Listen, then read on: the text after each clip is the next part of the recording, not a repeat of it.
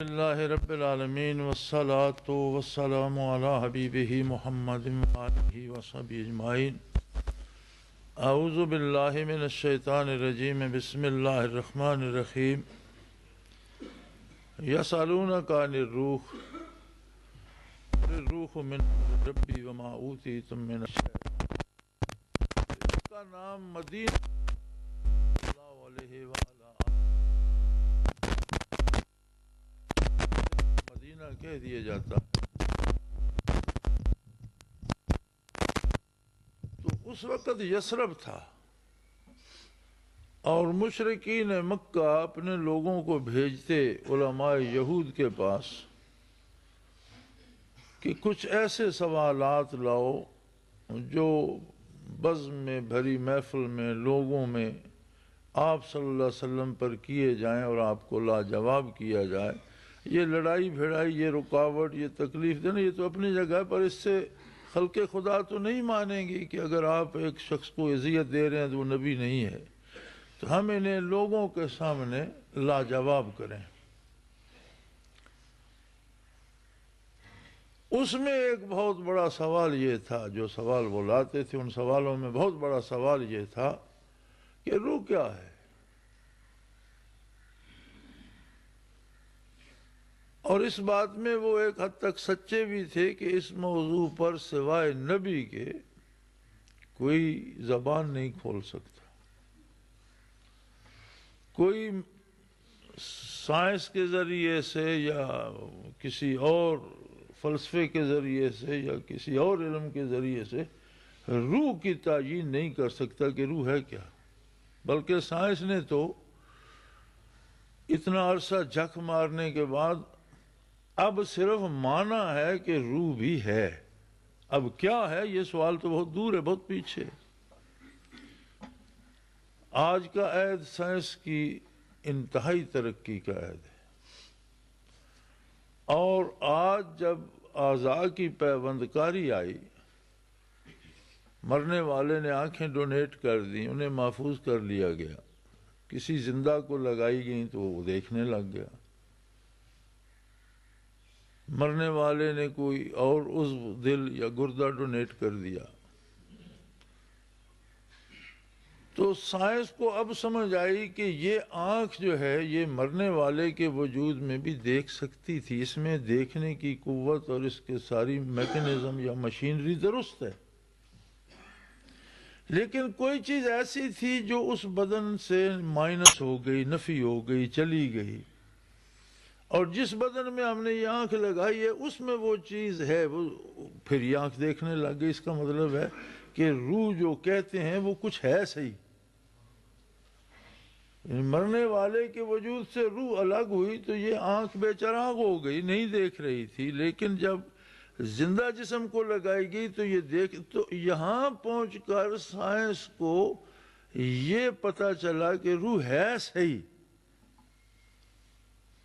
اب تک تو روح سے انکار تھا، تو یہ بہت اہم سوال تھا۔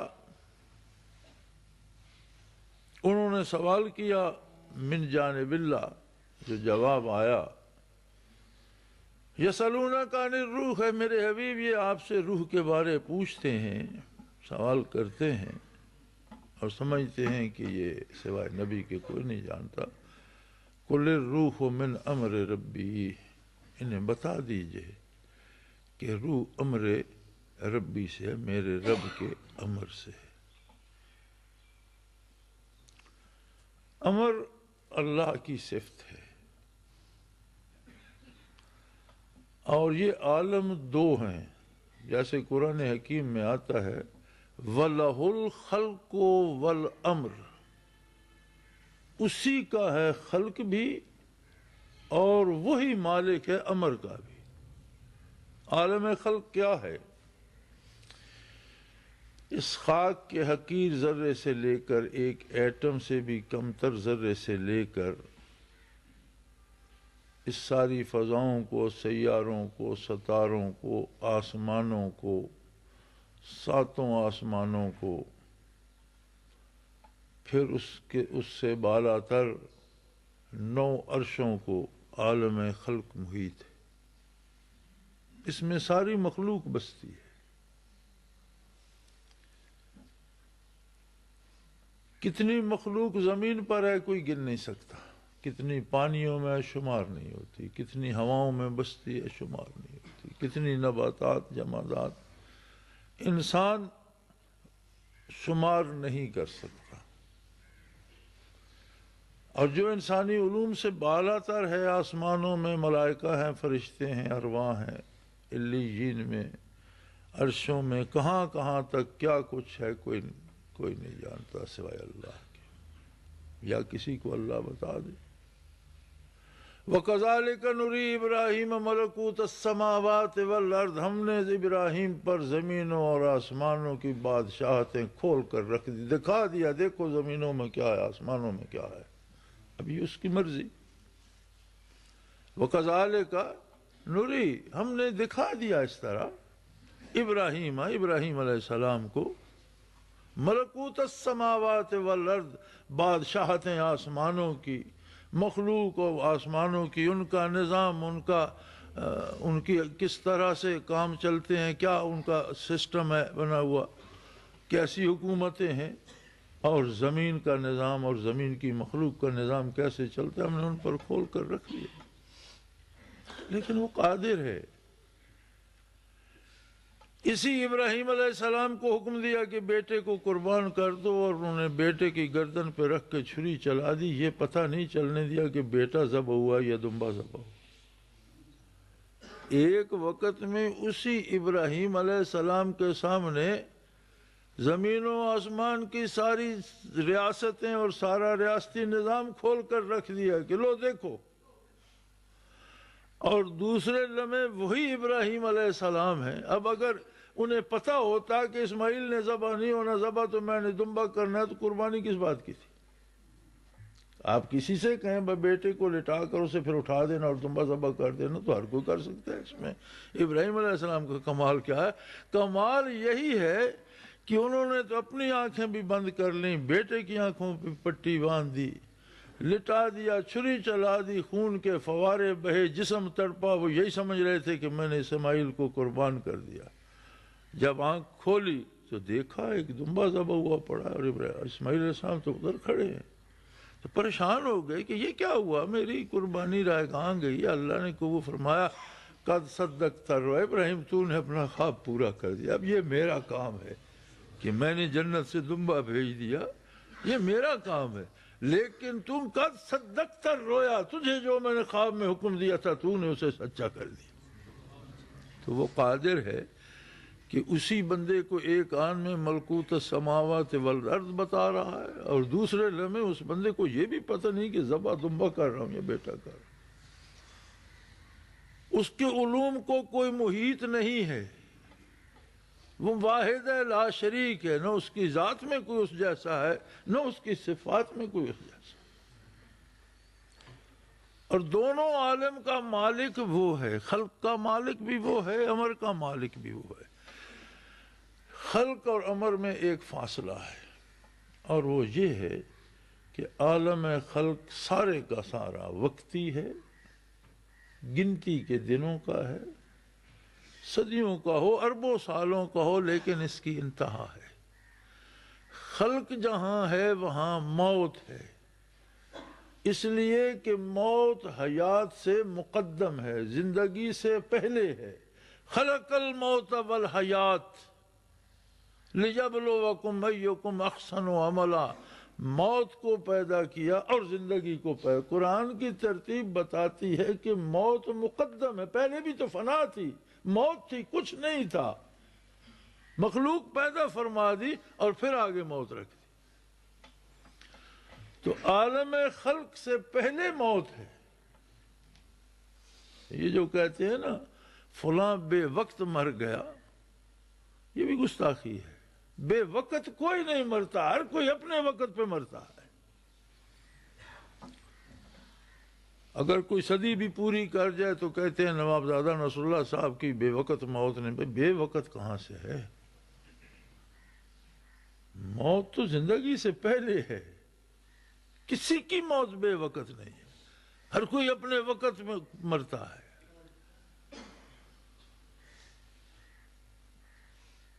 ایک لمحہ تاخیر نہیں ہوتی، ایک لمحہ تقدیم نہیں ہوتی، کوئی اسے آگے پیچھے نہیں کر سکتا۔ تو عالم خلق میں سارے میں موت ہے زندگی کے ساتھ ساتھ۔ بلکہ حضرت علی کرم اللہ وجہ الکریم کا ایک قول ہے کہ موت تو اپنے وقت تک بندے کی حفاظت کرتی ہے کہ یہ میرا مال ہے، جب میرا وقت آئے گا میں اسے لوں گی اور اسے کوئی نہیں لے سکتا۔ بندہ تو موت کی امانت ہے، جس طرح تم اپنے مال کی، اپنے چیزوں کی حفاظت کرتے ہو، اسی طرح موت بندے کی حفاظت کرتی ہے اس وقت تک کہ جب تک وہ خود اسے وصول نہ کر لے۔ اسی طرح فرمایا رزق بندے کو تلاش کرتا ہے، جو اس کے مقدر کا ہے وہ اس تک پہنچتا ہے۔ کام کاج جو ہم کرتے ہیں یہ اس پر رزق کا انحصار نہیں۔ کتنے لوگ ہیں جو سارا دن مزدوری کرتے ہیں، ایک وقت کا کھانا نہیں ملتا، اور کتنے نکمے ہیں جن کے کتے بھی دودھ اور گھی کھاتے ہیں۔ رزق نصیبے کا ملتا ہے، کام کرنا اطاعت الہی ہے اور مزدوری کرنا عبادت ہے۔ تلاش رزق حلال اسی طرح فرض عین ہے جس طرح عبادت فرض عین ہے، اور محنت کرنا، ملازمت کرنا، زراعت کرنا، تجارت کرنا، کاروبار کرنا، یہ سارا کیا ہے؟ یہ عبادت ہے، اطاعت الہی ہے کہ اس نے کام کرنے کا حکم دیا۔ نماز کیوں عبادت ہے؟ اس لیے کہ اللہ نے ایسا کرنے کا حکم دیا، عبادت ہے۔ روزہ کیوں عبادت ہے؟ اللہ نے ایسا کرنے کا حکم دیا، عبادت ہے۔ اسی طرح کام کرنا عبادت ہے، اور حصول رزق کے لیے کام نہ کرنا ناشکری ہے، اور اللہ کے دیے ہوئے عقل اور ہاتھ پاؤں کو استعمال نہ کرنا ایک ناشکری ہے جس کی جواب دہی ہوگی۔ رزق وہ پھر بھی دیتا رہتا ہے۔ کوئی چوری کر کے لیتا ہے، اسے اس راستے سے دے دیتا ہے، لیکن حساب کرے گا کہ میں نے تو تجھے کہا تھا مزدوری کر کے لے، تو نے چوری کر کے لیا، آجا بتا کیوں کیا؟ رشوت سے لیتا ہے، جوئے سے لیتا ہے، ناجائز ذرائع سے لیتا ہے، تو ملے گا اس کو اپنا ہی۔ اربوں جمع کر لے، اپنے حصے کا کھائے گا، باقی جس کا حصہ ہے اس کے لیے چھوڑ کے مر جائے گا۔ ایسا بے نیاز ہے کہ کھرب پتیوں کو چنے کھانے پہ مجبور کر دیتا ہے کہ اور کچھ پیٹ ہضم ہی نہیں کرتا۔ مرض ایسا ہو جاتا ہے کہ کوئی چیز کھا پی نہیں سکتے، اپنا حصہ ہی کھائیں گے۔ کھربوں روپے پڑ رہے ہیں، پتہ نہیں وہ کس کے نصیب کے ہیں، جس کے ہیں اس کے پاس جائیں گے۔ تو یہ کام کاج کرنا عبادت ہے۔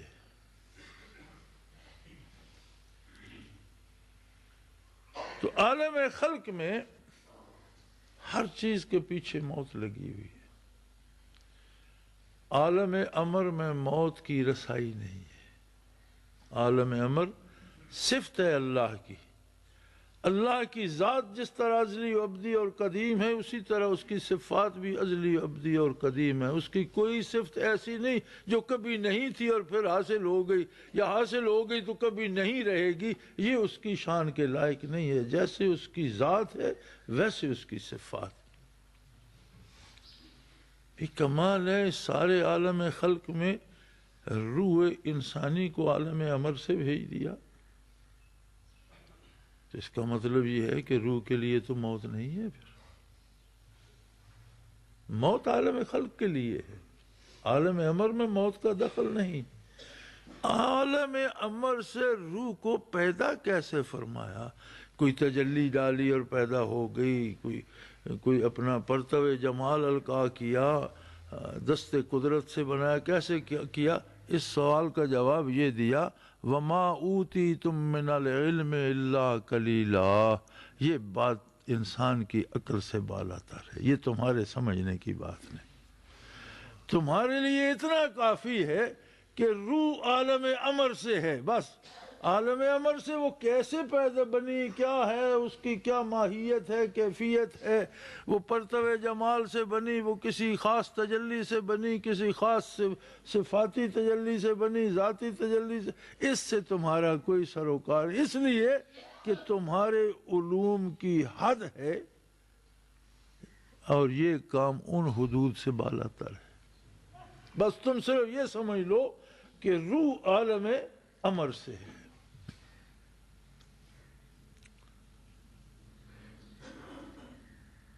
اب یہ جو عالم خلق ہے اور اس میں جو زمین ہے جس پہ انسان بستا ہے،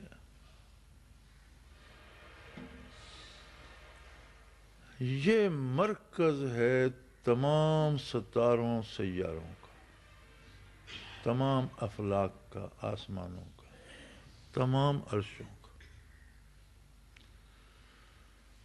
عرش عظیم کیا ہے، نو عرش کیا ہے؟ سیکریٹریٹ ہے رب ذوالجلال کا۔ اللہ تو ہر جگہ موجود ہے، لیکن ہم دعا کے لیے ہاتھ اوپر کیوں اٹھاتے ہیں؟ کیا نیچے اللہ نہیں ہے؟ جس طرح ہم سجدہ بیت اللہ کو کرتے ہیں کہ اللہ نے متعین کر دیا کہ میری تجلی ذات کا مظہر یہ ہے، تم سارے، ورنہ نماز میں کوئی ادھر منہ کرتا، کو ادھر کرتا، کو ادھر کرتا، کو ادھر کرتا، ایک مرکزیت قائم کر دی۔ دعا کے لیے عرش کو قبلہ بنا دیا کہ وہ سیکریٹریٹ ہے بار الہ کا، وہاں سے فرشتوں کو احکام ملتے ہیں روزمرہ کے جو تبدیلیاں، آنا جانا، نظام کائنات چلانے کے لیے، ورنہ اللہ تو ہر جگہ موجود ہے۔ اللہ تو کسی جگہ پابند نہیں ہے، اس کی ذات کے سامنے کائنات کی حقیقت ہی کوئی نہیں، کائنات کا وجود ہی ثابت نہیں ہوتا۔ اس کی عظمت کے سامنے ان زمینوں، آسمانوں، عرشوں کا ہونا نہ ہونا برابر ہے، ان کی کوئی حیثیت نہیں، اس کی ذات اس سے عظیم تر ہے۔ اب چاند ہے، زمین کی تبدیلیوں کا اس سے تعلق ہے، سورج ہے، زمین کی تبدیلیوں کا اس سے تعلق ہے، ستارے، سیارے، فضائیں، بادل، ساری کائنات کی توجہ کا مرکز ہے زمین۔ زمین میں جو کچھ ہے، وَخَلَقَ لَكُم مَّا فِي الْأَرْضِ جَمِيعًا، اے انسان، روح زمین پر جو کچھ ہے میں نے تیرے لیے پیدا کر۔ اب تو اس سے ایٹم بم بنا، تیری مرضی، تو اس سے باغ کھلا، تیری مرضی، تو اس سے گل کھلا، تیری مرضی، تو اس سے زہر پیدا کر، تیری مرضی، میں نے سب کچھ تیری خاطر پیدا کر دیا۔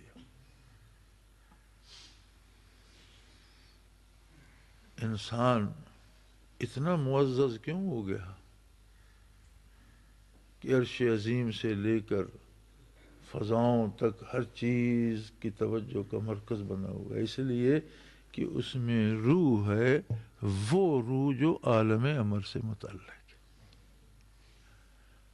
وہ عرشوں کے تقدس سے پاک، آسمانوں کی لطافت سے لطیف، فرشتوں کے وجود سے نازک تر، کائنات کی تمام رنگینیوں سے زیادہ رنگین، زیادہ خوبصورت، زیادہ حسین، اور آئینہ ہے تجلیات باری کا، حصہ ہے پرتو جمال کا، کرن ہے نور جمال کی۔ باقی انسان تو مشت غبار ہے، اس میں کیا رکھا ہے؟ سائنسدانوں نے انسانی وجود کا تجزیہ کر کے اس میں جو جو عناصر میڈیکلی ہیں انہیں الگ الگ کر کے قیمت لگائی تھی 2.5 روپے۔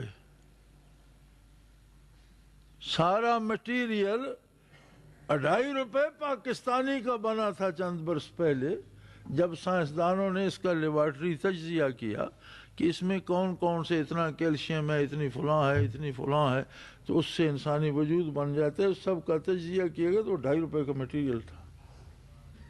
اس 2.5 روپے کو تو کوئی سجدہ نہیں کرتا، اس 2.5 روپے پر تو کوئی قربان نہیں ہوتا، اس کی تو کوئی غلامی نہیں کرتا۔ یہ عزت انسانی کس لیے ہے؟ اس میں روح ہے عالم امر کی، اس میں کرن ہے جمال باری کی۔ ہر انسان ایک پوری کائنات ہے، ایک پورا جہان ہے۔ جس طرح عرش عظیم سیکریٹریٹ ہے، اس کا دماغ وجود کا سیکریٹریٹ ہے۔ جہاں اللہ جل شانہ کی حکومت ہے، وہاں اس کے دل میں اللہ جلوہ گر ہو جاتا ہے۔ جس طرح کائنات بسیط میں بے شمار مخلوق ہے، انسان کے ایک ایک رگ و ریشے میں لاکھوں جراثیم اور لاکھوں ایٹم اور اربوں کھربوں مخلوق ایک وجود کے اندر بس رہی ہے۔ آج تو عام بات ہے نا، آپ کہتے ہیں ملیریا کے جراثیم آ گئے، پیدا ہو گئے نا اندر، پھر آپ نے انجیکشن دیا وہ مر گئے۔ اس کا مطلب ہے اندر ایک جہان ہے، جو مخلوق پیدا بھی ہوتی ہے، مخلوق مرتی بھی ہے، اس میں تبدیلیاں بھی آتی ہیں۔ جیسے دنیا پہ انسانوں میں برائی پھیل جائے تو فساد پیدا ہو جاتا ہے۔ ظہر الفساد فی البر والبحر بما کسبت ایدی الناس، وجود کے اندر جو ہے جب ان میں فساد برائی آتی ہے تو وجود کو بخار ہو گیا، ٹی بی ہو گئی، گردے خراب ہو گئے، کوئی نہ کوئی فساد پیدا ہو جاتا ہے۔ اس کا مطلب ہے ہر بندہ ایک مکمل جہان ہے، اور اس جہان کو آباد کرنے کے لیے وہ پرتو جمال جو روح کی صورت میں ہے اس میں موجود ہے۔ اب اس انسان کو دیکھو جو اس وجود کو اتنا گندا کر دے کہ اسے روح سے نسبت دیتے ہوئے بھی حیا ہے، جو اس کو اتنا آلودہ کر دے، تو سمجھ آتی ہے کہ کفر پر عذاب کیوں ہوگا۔ سب سے بڑی غلاظت کفر و شرک ہے، اللہ کا انکار ہے، اس کے ساتھ کسی کو شریک کرنا ہے۔ اب اس کے پرتو جمال کے اندر ہوتے ہوئے اسے نہ مانا جائے، اس کے اندر ہوتے ہوئے اس جیسا کسی اور کو مانا جائے، تو اس سے بڑا ظلم کیا ہوگا۔ اسی لیے فرماتا ہے کہ یہ فیصلہ یہیں سن لو، باقی فیصلے قیامت میں کریں گے۔ یہ فیصلہ یہاں سن لو، انکار پر یا شرک پر جو مرا میں اسے نہیں معاف کروں، وہ قابل معافی نہیں ہے۔ ان اللہ لا یغفر ان یشرک بہ۔ آپ یہ سارا سوچ کر جو میں نے عرض کیا، آپ فیصلہ کریں، کیا یہ بخشے جانے کے لائق ہے؟ اچھا، کفر و شرک سے تو بچ گیا، لیکن اس نے جو جمال باری کا مسکن تھا اسے غلاظتوں سے، آلائشوں سے بھر دیا، آلودہ کر دیا، اس میں گناہ کی ظلمت ڈالتے ڈالتے ڈالتے اسے تاریک کر دیا، حرام کھاتے کھاتے کھاتے اس پر کیا سے کیا غلاف چڑھا دیے، سود کھا لیے، چوری کا مال کھا لیا، جھوٹ بول کر لے لیا، یہ سب کچھ کرتے کرتے کرتے اب ہر گناہ کی تاریکی الگ ہے اور ہر گناہ کی بدبو الگ ہے۔ تو ایک اس گھر کو جس میں اس کا پرتو جمال بستا تھا، غلاظتوں سے، تاریکیوں سے، بدبوؤں سے بھر دیا، تو کیا اس کا محاسبہ نہیں ہوگا؟ محاسبہ اس اعتبار سے ہوگا، یہ مت بھولیں کہ یہ تو چھوٹی سی غلطی ہے، وہ غلطی اس پہ نہیں، محاسبہ اس اعتبار سے ہوگا کہ میں نے تیرے سینے میں اپنی ذات کو بسا دیا اور تو نے میرے ارد گرد غلاظتوں کے انبار لگا دیے۔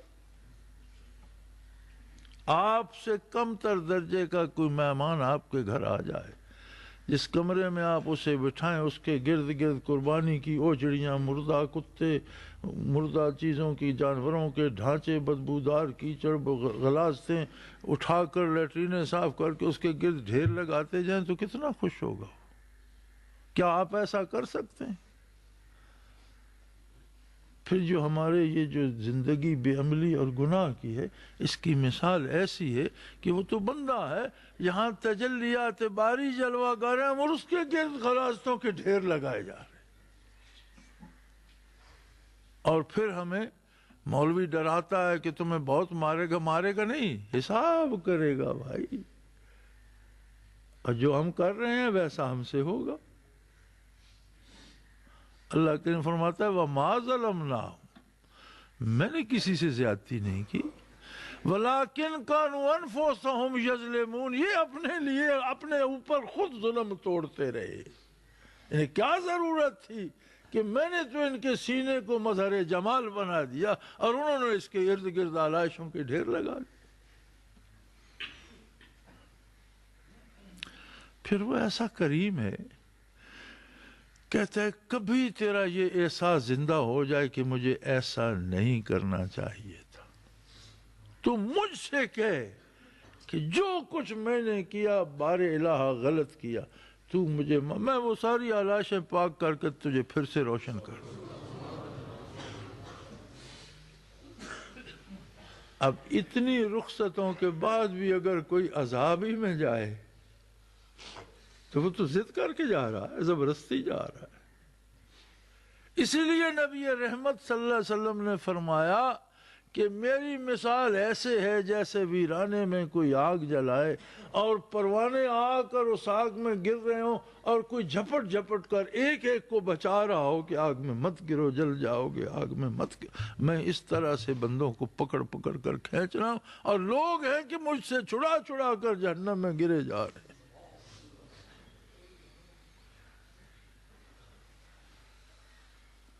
تو اس کی رحمت تو اتنی وسیع ہے۔ یا رب تو کریمی و رسول تو کریم، صد شکر کے ہستے میان دو کریم۔ اللہ کریم ہے، اس کا نبی کریم ہے، اور بندے کو بچانے کے لیے رات دن کوشاں۔ میرے بھائی، قرآن کا حاصل کیا ہے؟ بندہ اپنے وجود کو آلائشوں سے بچا کر اس محبت، اس تجلی باری کی رہائش کے قابل بنا لے۔ یہ سارے قرآن کے نزول کا، علم کا، تفسیر کا حاصل یہ ہے۔ حضرت فرمایا کرتے تھے کہ قرآن کا حاصل ہے سورہ یاسین، سورہ یاسین کا حاصل ہے سورہ فاتحہ، سورہ فاتحہ کا حاصل ہے بسم اللہ الرحمن الرحیم، اور بسم اللہ کا حاصل ہے بے، اس لیے کہ بے وصل کی ہے، تلبس کی ہے۔ جس کے ساتھ بے لگتی ہے، بالوادی آپ وادی کے ساتھ جڑ گئے، بسم اللہ آپ اسم الہی کے ساتھ جڑ گئے، تو یہ بے تلبس کی ہے، یعنی ساتھ ملا دیتی ہے۔ اور سارے قرآن کا حاصل یہ بے ہے کہ بندے کا وجود بھی اس تجلی باری سے مل جائے جو اس کے سینے میں موجود ہے۔ یہ سارا دین اتنا سا ہے، سارا اسلام یہ ہے۔ اب یہ بظاہر تو آسان سی بات ہے، عملی زندگی میں یہ بہت بڑا کام ہے۔ جانتا ہی کوئی نہیں، روح ہے تو کیا ہے، اس سے ملنے سے کیا ہوگا، بچھڑے گی تو کیا بگڑے گا، پتہ ہی نہیں کسی کو۔ نبی کا کمال یہ ہوتا ہے کہ وہ صرف بتاتا نہیں، کر کے دکھا دیتا ہے۔ یعنی روحوں کو واصل کر دیا، وجود کو واصل کر دیا روح سے، جس کا مطلب ہے کہ بندہ واصل ہو گیا ذات باری سے۔ میرے بھائی، ٹیلی فون کا ایکسچینج تو ایک ہے، گھنٹی تو گھر گھر میں بجتی ہے، سب کی اپنی لائن ہے نا۔ اسی طرح اس کی ذات تو ایک ہے، لیکن تار ہر سینے میں تجلی کی پہنچی ہوئی ہے۔ کوئی خود اسے خراب کر کے بیٹھ جائے اس پر پتھروں کے، آپ اپنے ٹیلی فون سیٹ پر بڑے بڑے پتھر پھینک دیں، اینٹیں روڑے لا کر پھینک دیں، مٹی کے بورے پھینک دیں، تو آپ کہیں میرا ٹیلی فون پتہ نہیں کیوں نہیں بولتا، کیا بولے گا؟ مجھے روح محسوس نہیں ہوتی، اب کیسے محسوس ہوگی؟ یہ نبی کا کام ہے کہ کفر و شرک کے چٹانیں اٹھا کر پھینک دے، گناہ اور بدکاری کی غلاظتیں اٹھا کر پھینک دے، اور نیچے سے دل کو ایک نگاہ میں سب کچھ ہٹا کر دل کو منزل صحابیت پہ پہنچا دے۔ یہ کام نبی کا ہے۔ نبی کے بغیر یہ ممکن ہی نہیں ہے. اسی لیے اللہ فرماتا ہے کہ میں نے ہر آبادی میں نبی بھیجے، ہر قوم میں نبی بھیجے. اور پھر امام الانبیاء صلی اللہ علیہ وسلم جب مبعوث ہوئے تو اقوام عالم نہیں، زمان عالم کے لیے، جب تک زمانہ قائم ہے تب تک کے لیے ہر دل سے حجابات کو ہٹا دینا منصب جلیلہ ہے محمد رسول.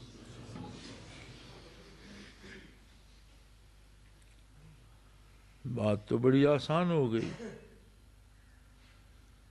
کُنَّا كَزَوْجِ حَمَامَةٍ فِي عَيْكَةٍ مُتَمَتِّعِينَ بِصِحْتٍ وَشَبَابٍ دَخَلَ الزَّمَانُ بِنَا وَفَرَّقَ بَيْنَنَا إِنَّ الزَّمَانَ مُفَرِّقُ الْأَحْبَابِ.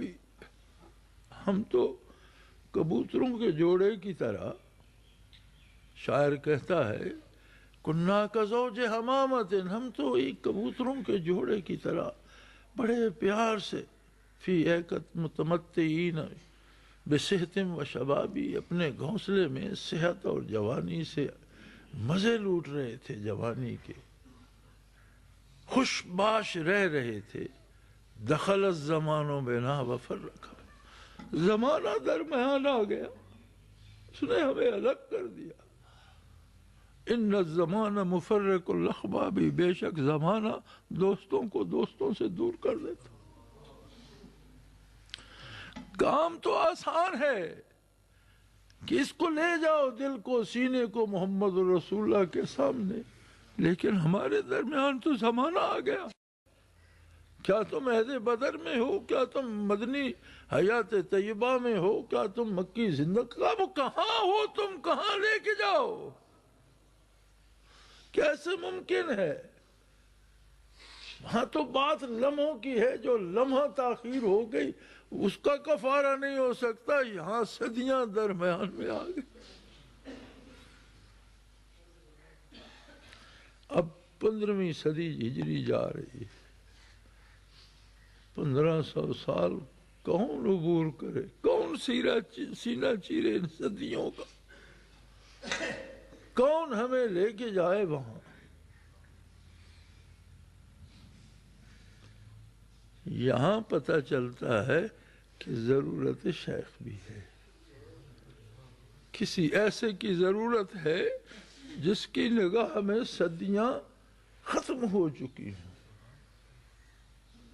جس کی بارگاہ میں فاصلے مٹ چکے ہوں. کوئی ایسا جو صدیوں کو چیر کر آج بھی حضور نبوی سے جس کا سینہ منور ہو، کوئی ایسا چاہیے. اسے کہتے ہیں شیخ.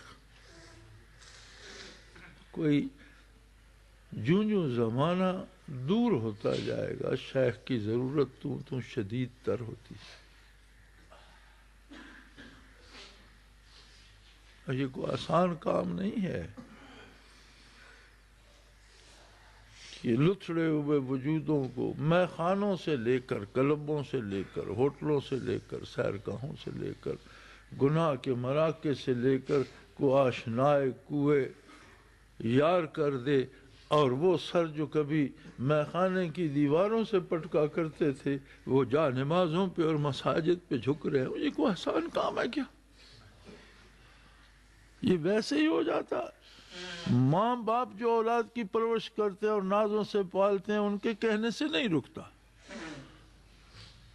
بیوی بچوں کو تباہ کر دے ان کے کہنے سے. یہ کون ہے جو پکڑ کر اسے بھی وہاں جھکا دیتا؟ کس قوت سے جھکاتا ہے؟ یہ شیخ ہوتا ہے. جس طرح سورج کے بغیر عالم بے چراغ ہو جائے، اسی طرح انبیاء کے بغیر کائنات بے چراغ ہو جاتی. اور جس طرح چاند ستارے سورج سے مستفید ہو کر تاریک راتوں میں رہنمائی کرتے ہیں، اسی طرح مشائخ عظام سینے کو محمد الرسول اللہ کی بارگاہ سے جگمگا کر دنیا کی تاریکیوں میں مخلوق کی رہنمائی کرتے ہیں. اب اگر کوئی ستاروں سے آنکھ بند کر لے اور چٹانوں سے ٹکراتا پھرے اور وادیوں میں بھٹکتا پھرے تو اس کی بد نصیبی ہے، اس کا اپنا فیصلہ ہے یا اس کی جہالت ہے۔ اب تو زمانہ ایسا آ گیا، خود کو عالم کہلانے والے کہتے ہیں یہ اس کی ضرورت کیا ہے، تو فضول کام ہے۔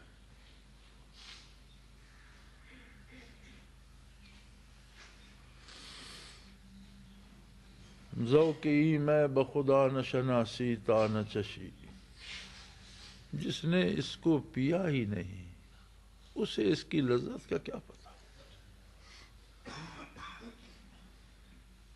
محبت کو سمجھنا ہے تو نا سے خود محبت کر، کنارے سے کبھی اندازہ طوفان نہیں ہوتا۔ باہر کھڑے ہو کر فتوے دینے سے کیا حاصل، کبھی کر کے دیکھو، اور کسی دلیل کی ضرورت کیا ہے، کسی اللہ کے بندے کے ساتھ کچھ دن بیٹھ کے دیکھو، اللہ اللہ کر کے دیکھو، خود دلیل سمجھ میں آ جائے گی۔ بہرحال دیر ہو رہی ہے، بات لمبی ہو گئی، موضوع ایسا چھڑ گیا۔ میرے بھائی، دنیا میں اللہ کریم کو ایسا شیخ دے دے جو ہم خطا کاروں کو اس بارگاہ سے جوڑ دے، ہمارے خود سروں کو اس کی بارگاہ میں جھکا دے، جو ہمیں حرام کھانے کی برائی کا احساس تو دے، گناہ سے نفرت کا کوئی شعور تو دے دے، ایک درد تو دے دے کہ ہم بھی اس سے واصل ہوں، ہم بھی اپنے آپ میں اس کو تلاش کرنا، یا میرے دل میں ہے تو صحیح، کہاں ہے دل، کہاں ہے اور دل میں وہ جمال کہاں ہے، یہ سوال تو پیدا کر دے۔ اس سے یہ شیخ کا یہ اتنا بڑا احسان ہے کہ اس کا اندازہ نہیں کیا جا سکتا۔ صرف جو ہمیں یہ احساس دلا دے کہ تو بھی انسان ہے، تیرے سینے میں بھی دل ہے، اس دل میں بھی اللہ کے جمال کی تجلی ہے، تیرے اندر بھی روح ہے جو عالم امر سے، ہمیں کوئی یہ بتا دے اور ہمیں اس کا احساس ہو جائے، اس سے بڑا بھی احسان کوئی نہیں، ہم اس کا شکر بھی ادا نہیں کر سکتے، اس لیے کہ یہ ساری دولت اپنے اندر لیے پھرتے ہیں اور ہمیں خبر ہی نہیں۔ ارے یہ تو بش کے اندر بھی موجود ہے، یہ تو ہٹلر میں بھی موجود تھا، یہ تو سٹالن اور لیلن میں بھی تھا، موزے تنگ میں بھی تھا، انہیں تو خبر ہی نہیں تھی، وہ ساری عمر پتہ ہی نہیں چل سکا۔ تو کیا فائدہ اس حکومت، اس سلطنت، اس بادشاہت کا، اس سے تو وہ فقیر اچھا جو اس درد دل سے آشنا ہو گیا،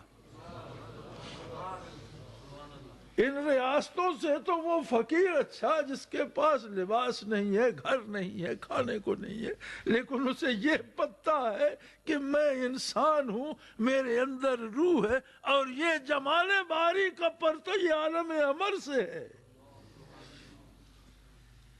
تھی تو ان کے اندر بھی وہی عالم امر سے۔ اب تماشا یہ بنے گا کہ عالم امر کو تو موت نہیں ہے، فنا نہیں ہے، اس کا مطلب ہے آخرت میں انہیں بھی ہمیشہ رہنا ہوگا۔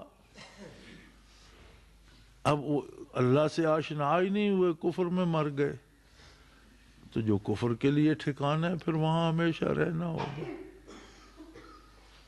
وہاں جا کر تو قرآن حکیم بتاتا ہے کہ یہ بڑے بڑے دانشور کہیں گے کہ اے اللہ ایک بار دنیا پہ جانے دے، دیکھ ہم تیری عبادت کس خلوص سے کرتے، دیکھ ہم تیرے نبی کی غلامی کا حق کیسے ادا کرتے۔ فرمائے گا وہ زمانہ بیت گیا، ایک ہی موقع تھا جو تم نے کھو دیا، اب موج کرو۔ تو کتنا بڑا احسان ہے، اور یہ بغیر شیخ کے اس کا ادراک نہیں ہوگا۔ کتابیں پڑھتے جاؤ، مسئلے سمجھتے جاؤ، احکام سیکھتے جاؤ، ان پر عمل کرنے کو دل نہیں چاہتا۔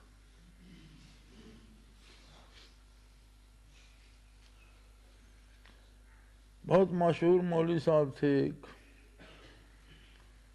انہیں ذکر نصیب ہوا، فرمانے لگے یار آدھی عمر پڑھتے گزار دی، آدھی پڑھاتے گزار دی، پیدا ہوئے تو مسجد میں آ گئے اور ابھی تک بیٹھے، لیکن عالم یہ تھا کہ مدرسے میں ہم 8-7 اساتذہ تھے، تو ایک استاد کی روزانہ جماعت کرانے کی باری ہوتی تھی، ہم اپنی نماز بھی اس دن پڑھتے تھے جس دن جماعت کرانے کی باری ہوتی تھی، باقی دنوں میں اپنی نمازیں بھی نہیں پڑھتے تھے، احساس ہی نہیں تھا۔ اب پتہ چلا کہ نماز ہے کیا، کیوں پڑھنی ہے، حاصل کیا ہے، اب نہیں چھوٹتی۔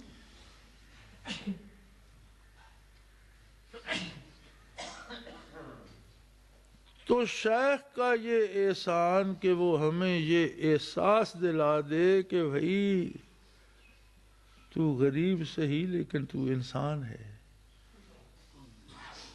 تیرا وجود انتہائی سستے مادے اور مٹیریل کا صحیح لیکن تیرے اندر جو ہیرے اور جواہرات ہیں وہ سوائے انسان کے کسی کے اندر نہیں ہیں، تیرے اندر بھی وہ روح ہے جو عالم امر سے ہے، اور اس کی مہمانداری اسی طرح سے کر جو اسے زیب دیتی۔ اب اس کے جمال کے سامنے اسی کی نافرمانی، یہ تو مزہ نہیں آئے گا، اس کے روبرو اس کی نافرمانی کر دے تو مزہ نہیں، تیرے اندر موجود ہے اور تو اسی کی نافرمانی کیے، اگر یہ احساس بھی ہو جائے تو یہ کتنا بڑا مقام ہے۔ چہ جائے کہ کوئی ہمارے وجود خاکی کو ذاکر کر دے، بدن کے ذرات سے، خون کے قطروں سے، ریشوں سے، ہڈیوں سے، پٹھوں سے اللہ اللہ کی آواز آنے لگے تو یہ تو کمال ہو گیا، یہ تو بات بہت دور چلی گئی۔ ارے مقامات اور مراقبات کی بات کرتے ہو، اس سے بڑا بھی کوئی مقام ہے کہ کھربوں ایٹم جو بندے کے وجود میں، ثم تلین جلودہم وقلوبہم الی ذکر اللہ، ہر ذرہ اللہ اللہ کرنے لگ جائے، اور کیا چاہیے؟ یہ نعمت شیخ ہی دے سکتا ہے۔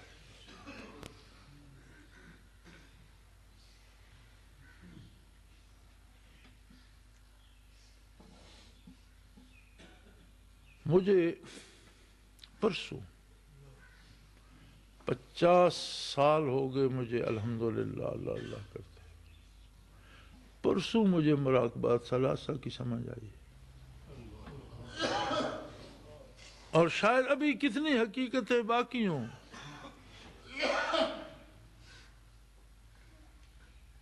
میں پہلے دن جب شیخ کے پاس بیٹھا رحمت اللہ تعالی علیہ تو انہوں نے جو توجہ دی تو اس میں مراقبات ثلاثہ کرائے، اس بات کو 50 سے زیادہ سال ہو گئے، نصف صدی بیت گئی، ہر روز، ہر دن، ہر رات، ہر صبح، ہر شام اس سبق کو دہراتے دہراتے میں منبر پہ بیٹھا ہوں۔ اللہ کی قسم مجھے پرسوں مراقبات ثلاثہ کی وسعتوں کی سمجھ آئی، جو مجھے پرسوں پتہ چلا وہ پرسوں تک میرے علم میں نہیں تھا۔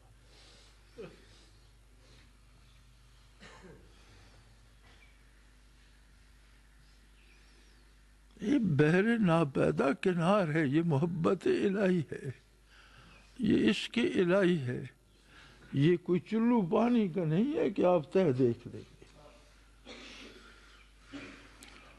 اب یہ اللہ کے کرم کے ایک اندھے کا ہاتھ پکڑ کر مراقبات ثلاثہ سے آگے لے جاتا ہے تو اس کی مہربانی، شیخ کی ہمت۔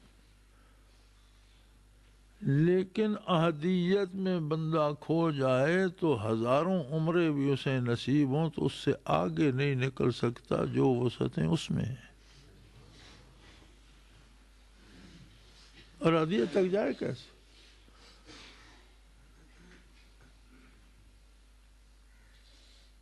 یہی حال میت و اقربیت، اس سے آگے جو دائرہ ہے وسیع تر ہوتا جاتا ہے،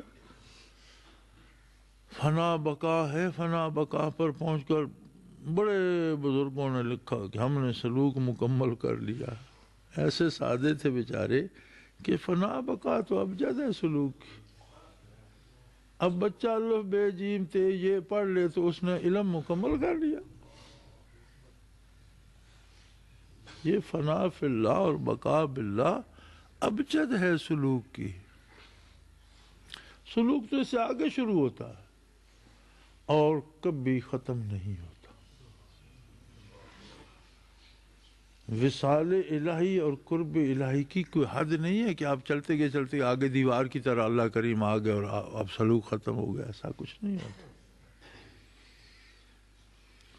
دنیا میں ترقی ملتی رہتی ہے اور اللہ کو برزخ میں ترقی ملتی رہتی ہے، میدان حشر میں ملے گی، اور جنت میں ہمیشہ ترقی کرتے رہیں گے اور ابد الآباد کرتے رہیں گے، اور قرب الہی کی انتہا نہیں آئے گی۔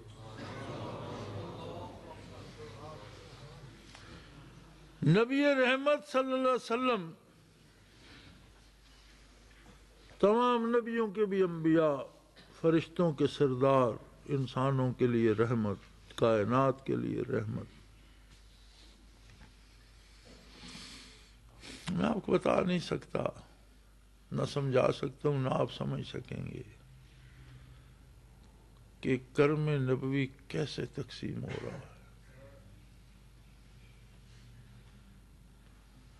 مجھے اگر مراقبات ثلاثہ سمجھنے میں نصف صدی لگ گئی، جبکہ میرے استاد تھے مولانا اللہ یار خان رحمت اللہ علیہ۔ آپ کا تو استاد میں ہوں، آپ کو خاک سمجھ آئے گی؟ آپ کو تو سکھا میں رہا ہوں، آپ کو کہاں سمجھ آئے گی؟ آپ کو تو کہیں آنکھ بند ہوگی تو شاید پتہ چلے گا کہ آگے کیا ہے۔ بڑا فاصلہ ہے، بڑا فرق ہے۔ میرا وجود اس مٹی کی حیثیت میں نہیں رکھتا جو ان کے جوتوں سے لگ جاتی، اور جو توجہ حضرت رحمت اللہ علیہ کی تھی وہ انہی کا حصہ تھی۔ اس کے باوجود مراقبات سمجھنے میں، مراقبات ثلاثہ سمجھنے میں مجھے نصف صدی لگ گئی، تو آپ کو اتنی جلدی کیسے پتہ چل جائے؟ پتہ ہی نہیں آپ کو اللہ نے کیا کیا دے دیا، بس لیے پھرتے ہیں اور پتہ ہی نہیں۔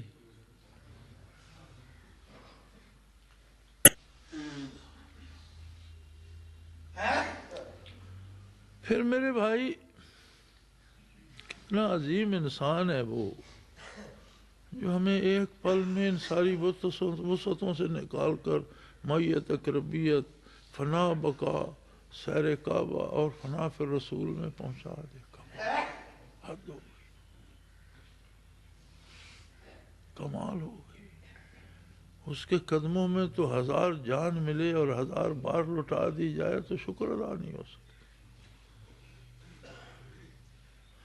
100,000 جان بر قدمت فدا، 100,000 جان بر قدمت فدا، کہ رسانی دی حضور مصطفیٰ صلی اللہ علیہ وسلم۔ تو معمولی بات ہے، صدیوں کے سینے چیر کر کسی کو آقا نامدار کے روبرو کر دیا۔ اب اس سے بعد وہ کیا چاہتا ہے؟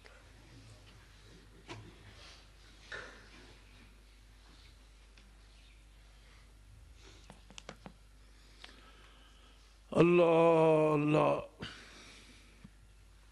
حضرت رحمت اللہ علیہ کے مقامی طور پر دشمن بھی بہت تھے، اور جو رشتہ دار تھے وہ زیادہ دشمنی کرتے تھے دوسروں کی نسبت، مخالفت بھی کرتے تھے، پراپیگنڈے بھی کرتے تھے۔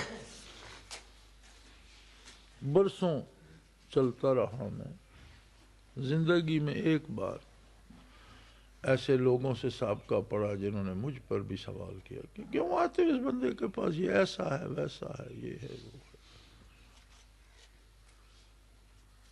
میں نے صرف اتنا کہا کہ میں ان کی آزمائش یا ان کا کردار جاننے کے لیے نہیں آتا، نہ میں ان پر کوئی معائنہ افسر یا انسپیکٹر لگاؤں۔ میں آتا ہوں کہ یہ مجھے کیفیات قلبی عطا کرتے ہیں، تم دے سکتے ہو؟ کہ ہم تو جانتے نہیں یہ کیا ہوتے ہیں۔ میں نے کہا بس تمہارا میرا کوئی جھگڑا ہی نہیں۔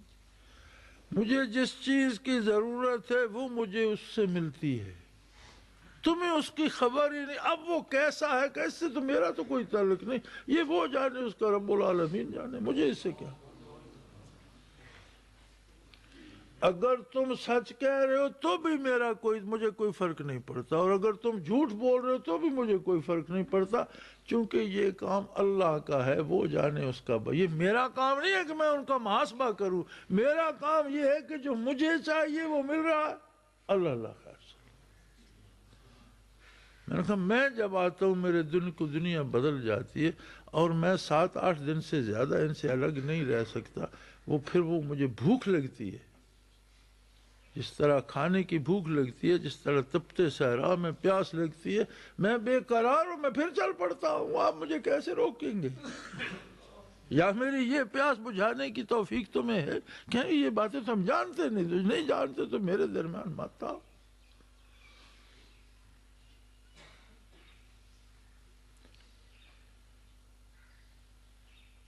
اور میرے بھائی، اگر کوئی یہ سارے منازل طے کر جائے، فنا بقا سے آگے سالک المجذوبی کے ایک ایک منزل میں 16,000 نورانی حجابات ہیں، 7 منازل ہیں، آگے دریائے رحمت ہے، وسیع منازل ہیں، پھر جا کر مسجد نور میں پہنچتا ہے، اور وہاں سے پہلے عرش میں جب چلتا ہے تو مسجد نور سے پہلے عرش کی انتہا تک 1,25,000 منازل ہیں۔ جو منزل نچلی سے دیکھو تو جس طرح ستارہ ٹمٹماتا ہے اس طرح اوپر نظر آتی ہے۔ پہلے اور دوسرے عرش کے درمیان جو خلا ہے وہ پہلے عرش کی موٹائی سے زیادہ ہے، دوسرے عرش کی وسعت اس خلا سے زیادہ ہے، اسی طرح بڑھتے جاتے ہیں۔ آنکھ آمد نو فلک معراج او، انبیاء و اولیاء محتاج او، صلی اللہ علیہ وسلم۔ وہ ہستی جس نے 9 عرش سے آگے جس کا معراج تھا۔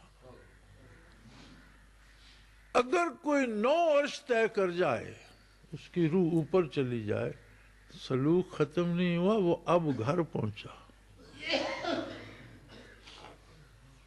یعنی ساری منزلیں مار کر جس جگہ سے اس کی روح دنیا میں گئی تھی، ساری محنت کر کے وہ وہاں پہنچا، عرش عظیم 9 عرشوں سے اوپر عالم امر میں پہنچا تو گھر پہنچا، آگے اب ترقی کرے۔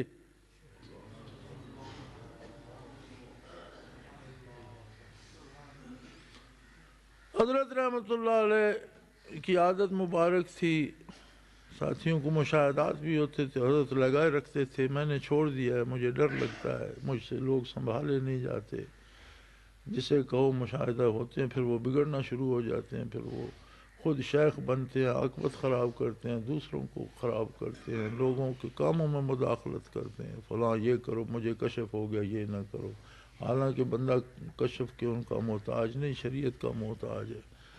تو میں نے اس طرح لوگوں کی حوصلہ افزائی میں نہیں کرتا، لوگوں میں وہ اہلیت نہیں ہے۔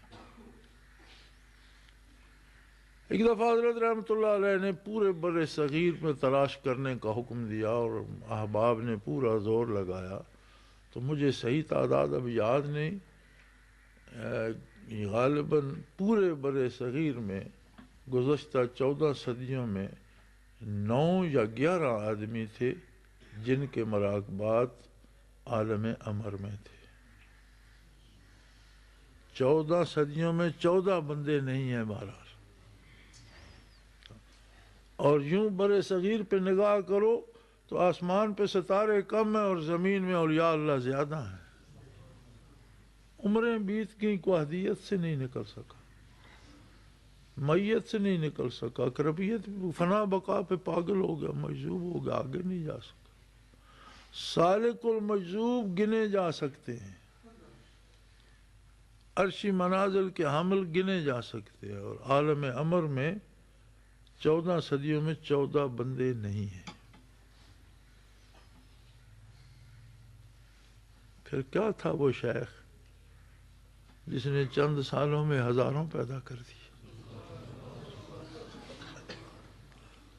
وہ کیا بندہ تھا، اس پر اللہ کا کیا کرم تھا، اس کے قلب، اس کی توجہ کی کیا کیفیت تھی، بارگاہ نبوی میں اس کا کیا مقام و مرتبہ تھا کہ جس نے زندگی کے چند سالوں میں ہزاروں عالم امر میں پہنچا دیے.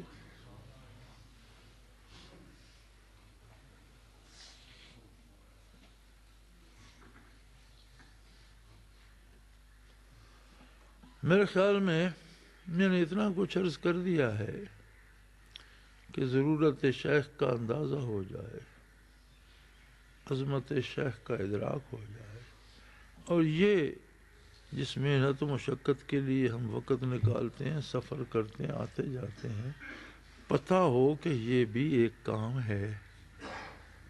ہم جھک نہیں مار رہے، فضول سفر نہیں کر رہے، یہ بھی ایک کام ہے. پتہ اسی کو چلتا ہے ذوق ای میں بخدا نہ شناسی تا نہ چشی. جو گھونٹ ہی نہیں بھرتا اسے پتہ کیا کہ یہ کڑوا ہے، میٹھا ہے، اس میں کیا ہے. جو دریا میں اترتا نہیں اسے پتہ کیا طوفان کیا ہوتے ہیں. اور کتنے دریاؤں میں لوگ جاتے ہیں، ان کا کوئی جہاز ران، ان کا ملا انہیں آرام سے پار اتار دیتا ہے. پتہ اسے ہوتا ہے جو طوفانوں سے لڑتا ہے. سواریاں تو اتر گئیں آرام سے، لیکن جس نے اس کو لے کر اتارا، جو لے کر گیا طوفانوں کے سینے چیر کر، اس نے کتنی محنت کی ہوگی. جہاز میں سوا مسافر تو شاید سو رہے ہوں گے، جہاز ران کو تو فرصت نہیں ہوگی کھانے پینے کی.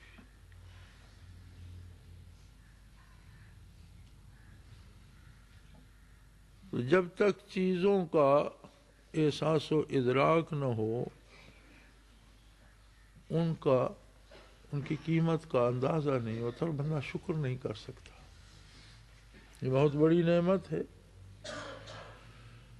ہر بال میں اگر الگ سے روح آ جائے اور ہر روح اس پر نچھار کر دی جائے تو بھی شکر ادا نہیں ہوتا.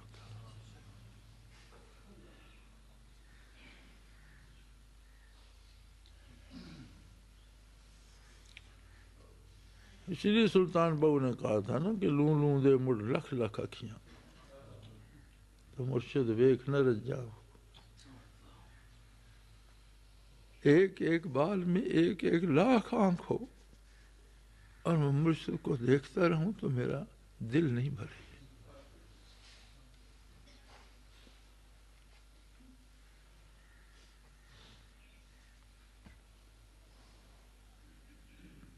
ہم کیا ہیں؟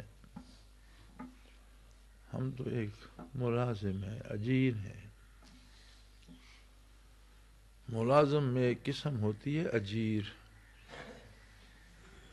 اجیر وہ خادم ہوتا ہے جس کی ایک ڈیوٹی نہیں ہوتی، جو کام آ گیا، جس کا حکم ملا وہ دھوبی نے تو کپڑے دھونے ہیں، نائی نے تو حجامت کرنی ہے، باورچی نے تو کھانا بنانا ہے، باغبان نے تو پانی دینا ہے گلوں کو. لیکن اجیر ہر کام کے لیے ہوتا ہے. جاؤ بھائی کھانا بناؤ، کھانا بنانا ہے.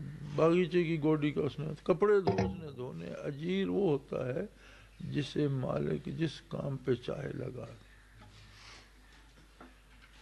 مالک اب بھی مشائخ ہی ہیں، مالک اب بھی حضرت ہی ہیں، سلسلہ انہیں کا ہے. ہم تو اجیر ہیں، خادم ہیں، غلام ہیں.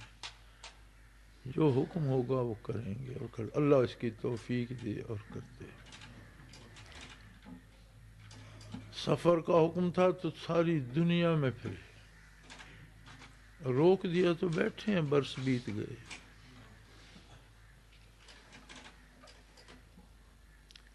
یہ میرے بس میں نہیں ہے کہ میں آج مرضی سے لاہور چلا جاؤں اور کل کراچی. میرے بس میں نہیں ہے، اور نہ میری یہ توفیق ہے، اور نہ یہ میرے فیصلے ہیں، نہ میری کوئی حیثیت ہے. جب حکم ہوگا، جہاں اجازت ہوگی وہاں جائیں گے، جہاں حکم ہوگا جائیں گے، نہیں ہوگا نہیں جائیں گے. ہمیں تو کام کرنا ہے حق کی غلامی ادا کرنا ہے، اللہ کرے وہ ہو جائے۔